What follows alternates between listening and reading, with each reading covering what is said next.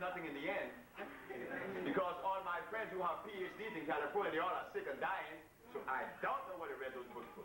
So anyway, she said,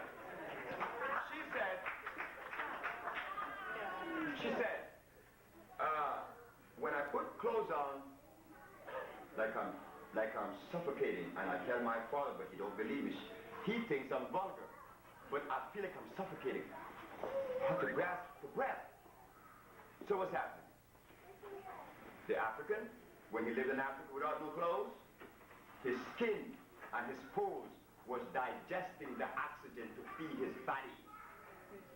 But that was wrong for the African to do. But this girl now is showing it. And all of us that wear clothes, we are full of anxiety and nervousness and a whole bunch of stuff. But we have to wear the clothes because the Caucasians say if you don't wear it, you go to jail and be savage. So I said, so you get frustrated, you get angry, you get sweats. I said, I don't have to ask the second question. She said, why? I said, because you have confirmed what I've been entertaining all my life. But you see, the things I entertain, I cannot share with my brothers and my sisters and my friends. I said, because it is too controversial. Yet consistent, but controversial. I said, what you're lacking of is oxygen. And the oxygen of the black race does not go through his nose hole. It goes through his body, the pores. You will never see a naked man crazy. I have done it so many times. When people have delirium tremens, or period insanity, I say, take his clothes off. Take his clothes off, and I gave him the compound, and he calms right down, because his body will be receiving more oxygen. But I'm covered up.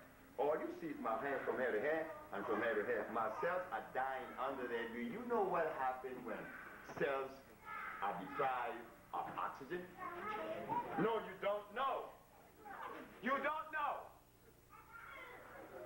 They talk about AIDS being the result of a germ, a virus, or a bacteria. No. They've never been a virus or a bacteria or a germ. Never in existence. Nature never made those things. That would be counterproductive. So for every virus, a new medicine. Look how that sounds.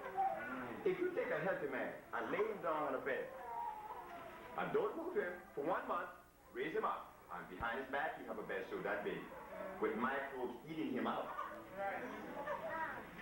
Well, the clothes are not going to make you have a sore immediately because you have some circulation, some place.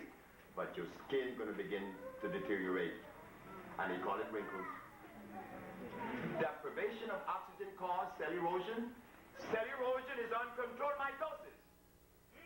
But the healers in New York was giving you substance to deprive your body of oxygen, and then because I came, getting the result that the Usha Research Institute has been getting, they had a meeting, just get rid of this man.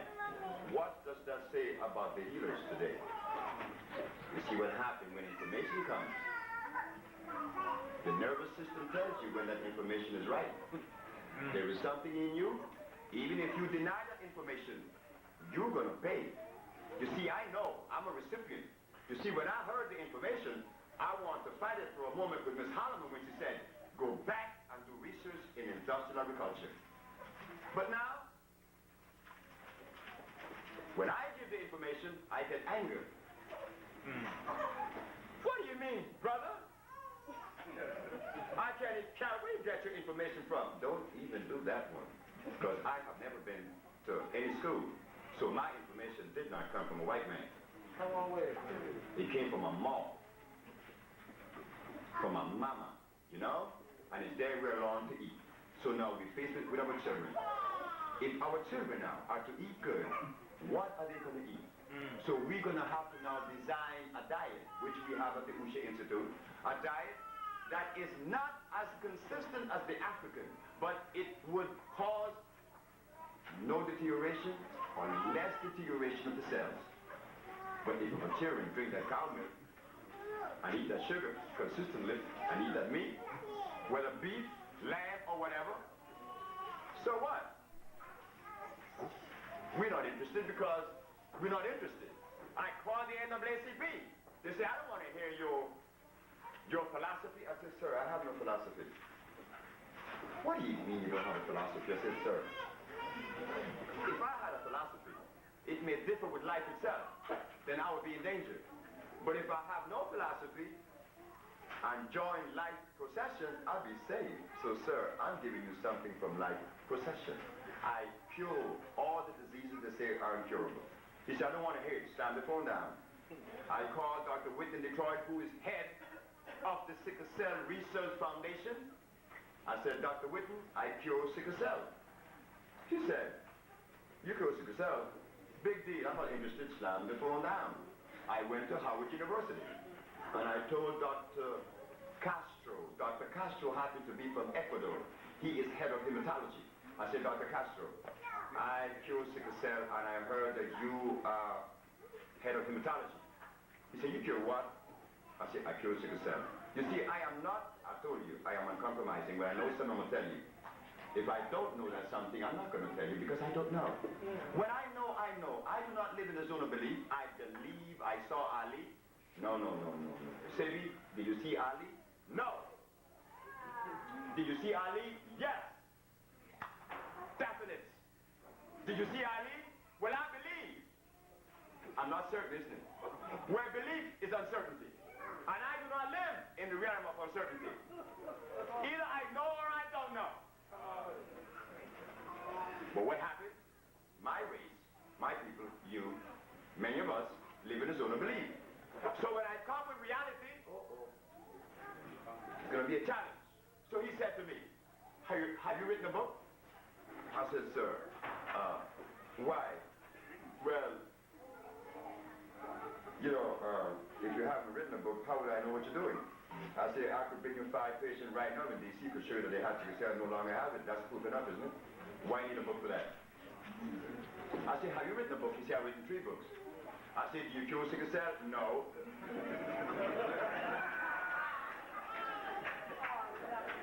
You see? You see the inconsistencies? But we were led to believe that to attain, I don't want to use the word wisdom because I do not know what wisdom is, or knowledge, because I don't have those things. Because I would be the least to have those things. Because I didn't go to school. But we were led to believe that to understand, to dissect, you had to go through quite a few pages. First, the child had to go a 5, and then he goes to 13 or whatever it is, get his something, and then he go get another one named high school, then a BS, then a PhD. No MA, then PhD. But what happened is that every step of the way you are humiliated, and in that humiliation, fear comes in.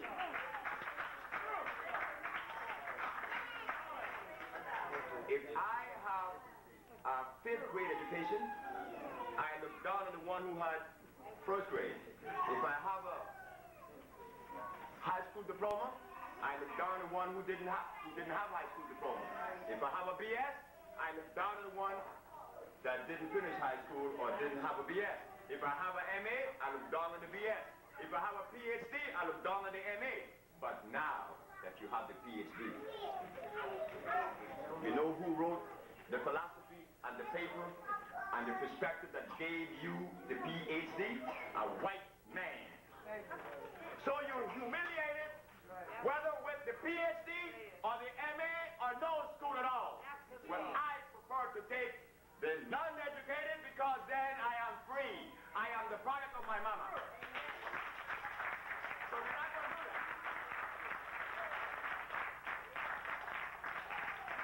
that. Why is it that the educators in nutrition, don't they recommend eggs and bacon and butter as a form of protein?